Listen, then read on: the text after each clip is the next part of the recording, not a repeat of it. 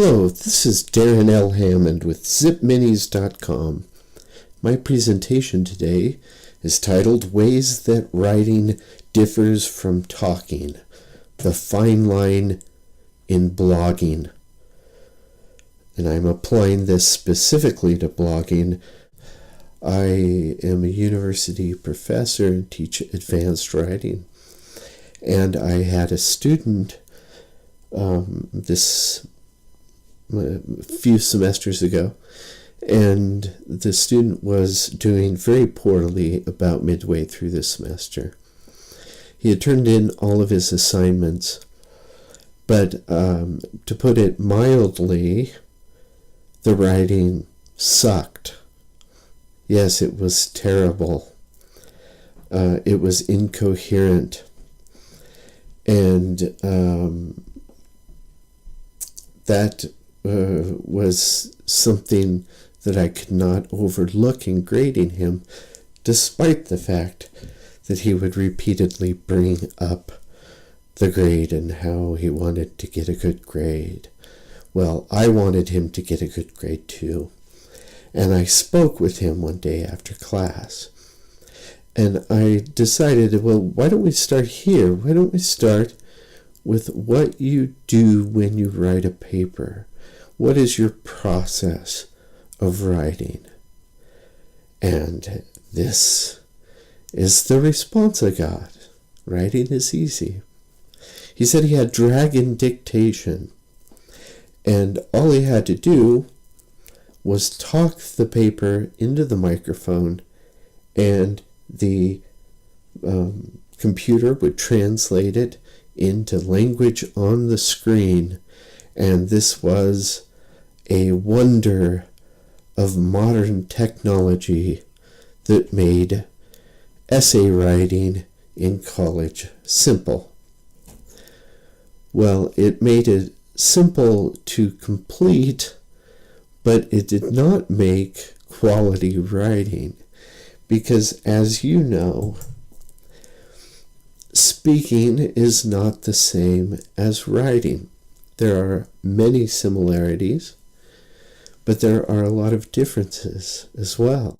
Now, with blogs, it's a bit different because we don't want to be as formal as we are in a college essay. We have to find a balance between being conversational, which engages the reader, and being overly formal in blog posts. We don't want to be either. First of all, there is a distance when you're writing between you and your audience, a far greater distance than if you're speaking to them face to face. So, what you have to do is you've got to get to know your reader as best you can. Thinking it through, come up with a very definite description of what your readership is for your blog. And once you've done that, you can gauge the formality of the paper. So, or the blog post. So we gauge the formality by thinking, okay, is suck a word that's too informal to put into a paper? Well, probably so. Is a very complex word like serendipity too formal? Well, maybe not. Those are questions that you consider as you gauge the formality. So you want to avoid the extremes. You don't want to be overly formal, like an academic paper. You don't want to be overly informal, like you are when you're talking with your friend. Something that can help you with this and really help you a lot is to test the writing once you've got the blog post done, share it with other people. Allow them to read it and give you feedback. Kinds of feedback that you're looking for is, where were you confused? Were there words that I used that you didn't understand?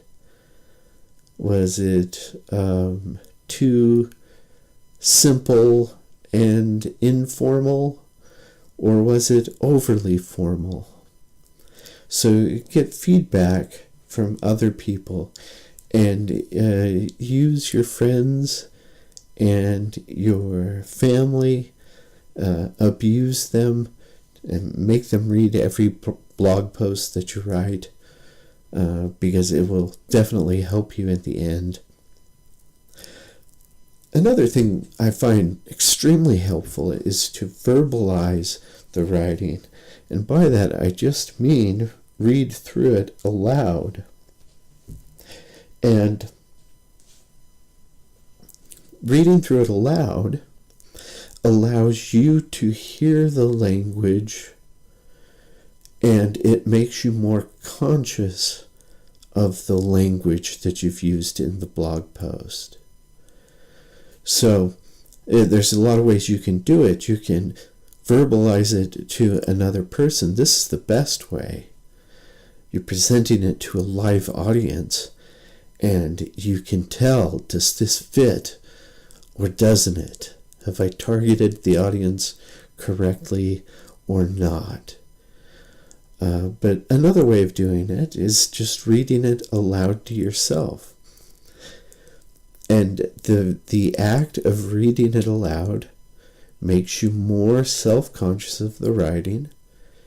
And a lot of times you'll detect places where you're perhaps overly formal, or where you are overly casual. The in-between of those, just reading it and reading it to a person, is to read the paper or the blog post in front of a mirror. And you'll find that doing that makes you a bit more self-conscious about the writing as well. So these are things that get you thinking about the formality and informality of the language. How appropriate is it for my audience? You get feedback from your readers, we hope. We hope you get comments from readers and that you respond to them. In doing that, pay attention to the language they use, because they are your readers, and they are writing in a way that they would probably like to read. So gauge that level, listen to and analyze their feedback, and adjust your writing style just a little bit according to the way that your readership writes.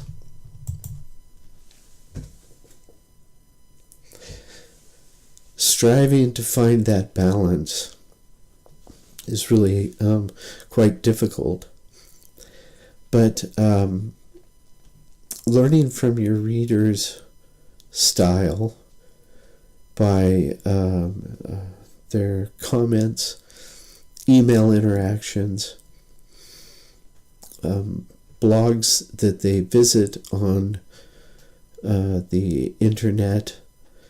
You can also read competitors' blogs and learn from their style. How are they approaching the audience? So find a blog which is similar to yours and compare the two. Whatever you decide on, once you get to this step, you've got to be sure that when you're writing, you maintain a consistent voice. So you don't want to be super informal in the introduction, and then move to very formal in the body of the paper. You want to have a consistent voice throughout the post.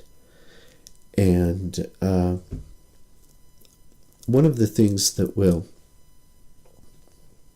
I was going to say distract your reader a little bit, but it really enhances the reading experience, is the visuals that you use.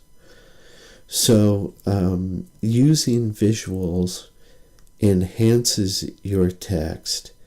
It reduces the formality of it, and it keeps your readers engaged.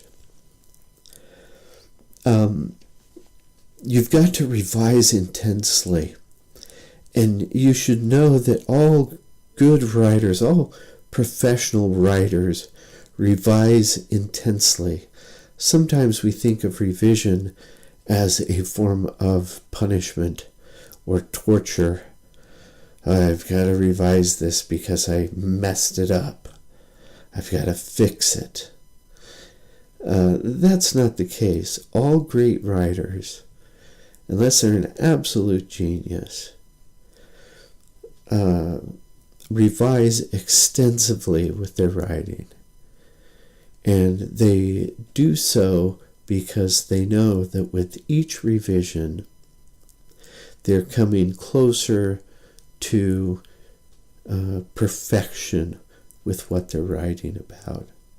So revise intensely for your audience to engage them, entertain them, to get them thinking, all of the things that you want to accomplish through a blog post.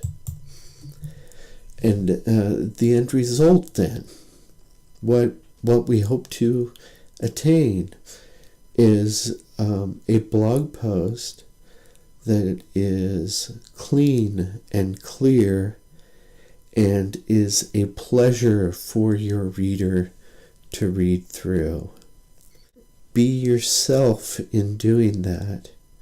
Use your own voice, but manipulate it a little bit to make your reader feel more comfortable.